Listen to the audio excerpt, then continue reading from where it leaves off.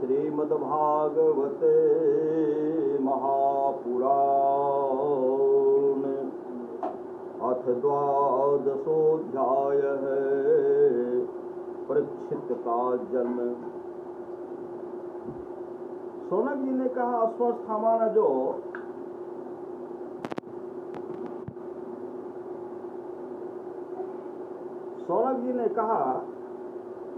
Asthma ने जो अत्यंत तेजस्वी ब्रह्मास्त्र चलाया था, उससे उत्तरा का गर्भ नष्ट हो गया था।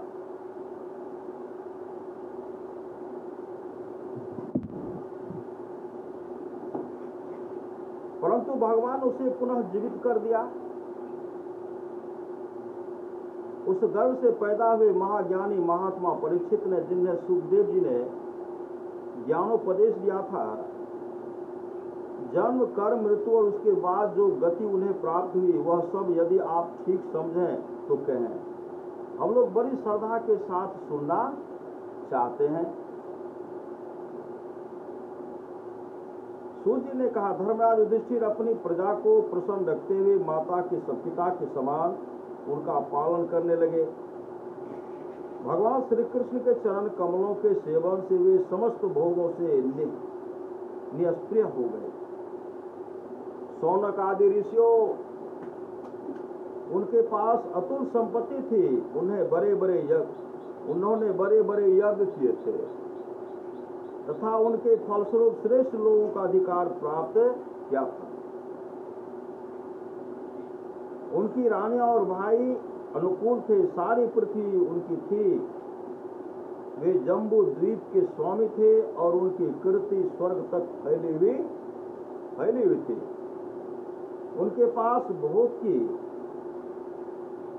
ऐसी सामग्री थी जिसके लिए देवता लोग भी ललायत रहते हैं। परंतु जैसे भूखे मनुष्य को भोजन के अतिरिक्त दूसरे पदार्थ नहीं सुहाते, वैसे ही उन्हें भगवान के सिवा दूसरी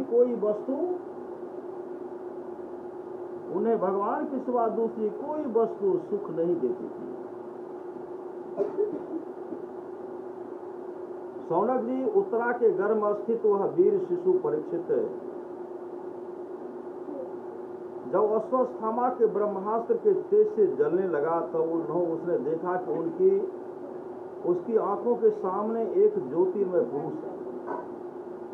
वह देखने में तो अंगूठे भर का है, परंतु उसका स्वरूप बहुत ही निर्मल है। अत्यंत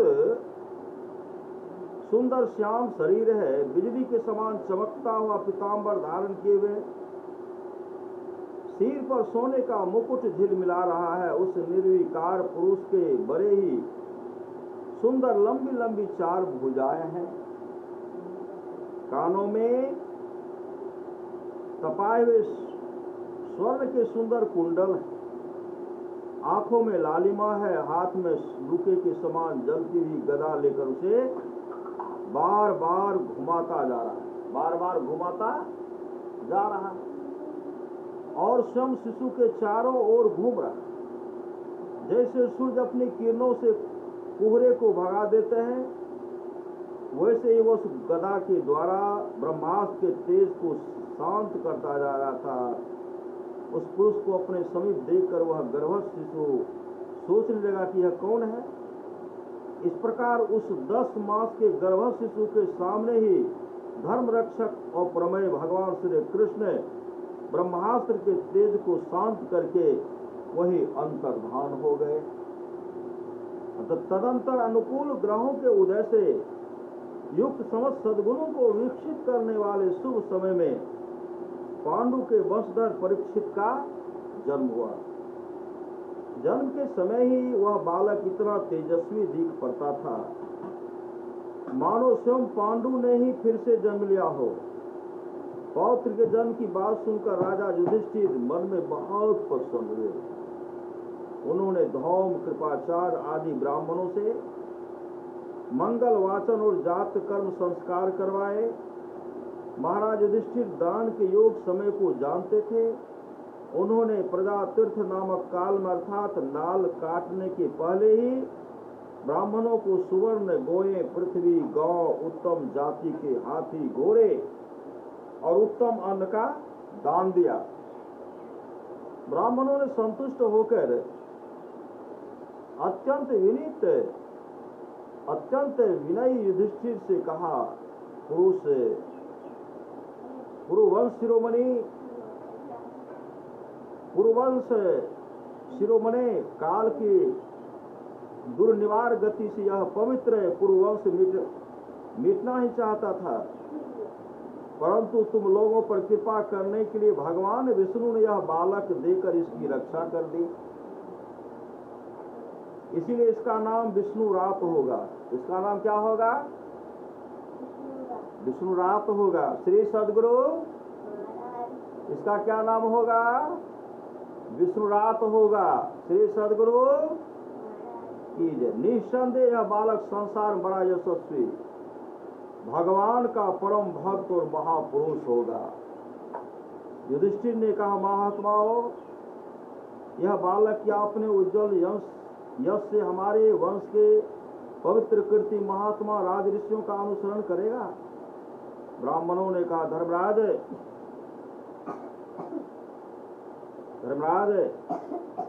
यह बालक क्या अपने उज्जवल यश से हमारे अंश के पवित्र कीर्ति महात्मा राज ऋषियों का अनुसरण करेगा? युधिष्ठिर ने कहा, महात्माओं, यह बालक क्या अपने उज्जवल यश से हमारे वंश के पवित्र कीर्ति महात्मा राज ऋषियों का अनुसरण करेगा? ब्राह्मणों ने कहा, धर्मराज, यह मनुपुत्र इक्ष्वाकु के समान अपनी प्रजा का पालन करेगा तथा दशरथ नंदन भगवान श्री राम के समान ब्राह्मण भक्त और सत्य प्रतिज्ञ होगा। यह उसी नरेश शिवी के समान दाता और शरणागत वत्सल होगा तथा याज्ञिकों में दुष्यंत के पुत्र भरत के समान अपने वंश का यश फैलाएगा।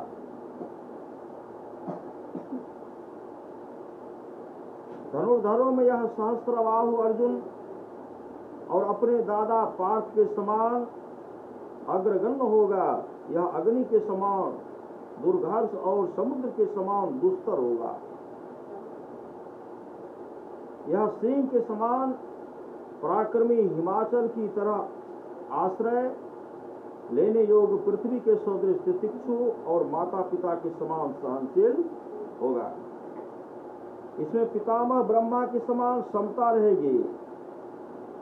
भगवान शंकर की तरह यह कृपालु होगा और संपूर्ण प्राणियों की आश्रय देने में यह लक्ष्मीपति भगवान विष्णु के समान होगा।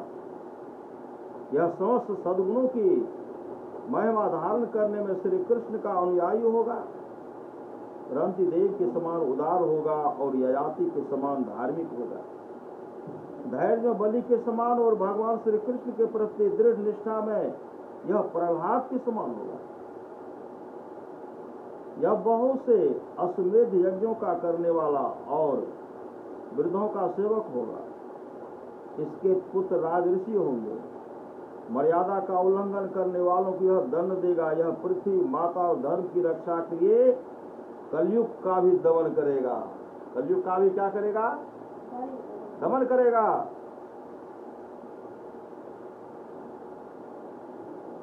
ब्राह्मण कुमार के शाप से तक्षक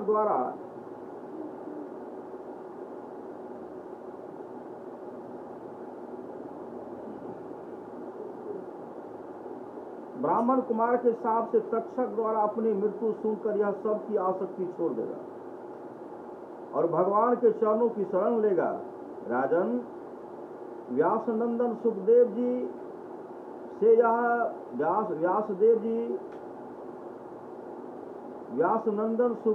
से यह आत्मा के यथार्थ स्वरूप का ज्ञान प्राप्त करेगा और अंत में गंगा तट पर अपने शरीर को त्याग कर निश्चय अभय पद प्राप्त करेगा। ज्योतिष शास्त्र के विशेषज्ञ ब्राह्मण राजा युधिष्ठिर को इस प्रकार बालक के जन्म लग्न का फल बतलाकर और भेंट पूजा लेकर अपने अपने घर चले गए। वही यह बालक संसार परीक्षित के नाम से प्रसिद्ध हुआ, क्योंकि वह समर्थ बालक घर में जिस पुरुष का दर्शन पा चुका था उसका स्मरण करता हुआ लोगों में उसी की परीक्षा करता रहा था कि देखें उनमें से कौन सा वह है। जैसे शुक्ल पक्ष में दिन प्रतिदिन चंद्रमा अपनी कलाओं से पूर्ण होता हुआ बढ़ता है, वैसे ही वह राजकुमार भी अपने गुरुजनों के लालन पालन से क्रमशः अनुदिन बढ़ता हुआ शीघ्र ही सयाना हो गया। इसी समय स्वजनों के वध का प्रायश्चित करने के लिए राजा युधिष्ठिर ने अश्वमेध यज्ञ के द्वारा भगवान की आराधना करने का विचार किया, परंतु प्रजा से वसूल किए हुए कर और दंड जुर्माने की रकम के अतिरिक्त और धन न होने के कारण वे बड़ी चिंता में पड़ गए। उनका अभिप्राय समझकर भगवान श्री कृष्ण की प्रेरणा से उनके भाई उत्तर दिशा में राजा मरुत और ब्राह्मणों द्वारा छोड़ा हुआ बहुत सा धन ले आए। उससे यज्ञ की सामग्री एकत्र करके धर्मगुरु महाराज युधिष्ठिर ने 3 अश्वमेध यज्ञों के द्वारा भगवान की पूजा की। युधिष्ठिर के निमंत्रण से पधारे हुए भगवान ब्राह्मणों द्वारा उनका यज्ञ संपन्न कराकर अपने सुहृद पांडवों की प्रसन्नता के लिए महीनों तक वहीं रहे। सौनक जी, इसके बाद भाइयों सहित राजा युधिष्ठिर और द्रौपदी से अनुमति लेकर अर्जुन के साथ यदुवंशियों से घिरे हुए भगवान श्री कृष्ण ने द्वारका के लिए प्रस्थान किया। इति श्रीमद्भागवते भागवते महापुराणे पारमहंस्यां संहितायां प्रथमस्कन्धे नैमिषोपाख्याने परीक्षेज्जन्मादुत्कर्षो नाम 12वाध्यायः। श्री सद्गुरो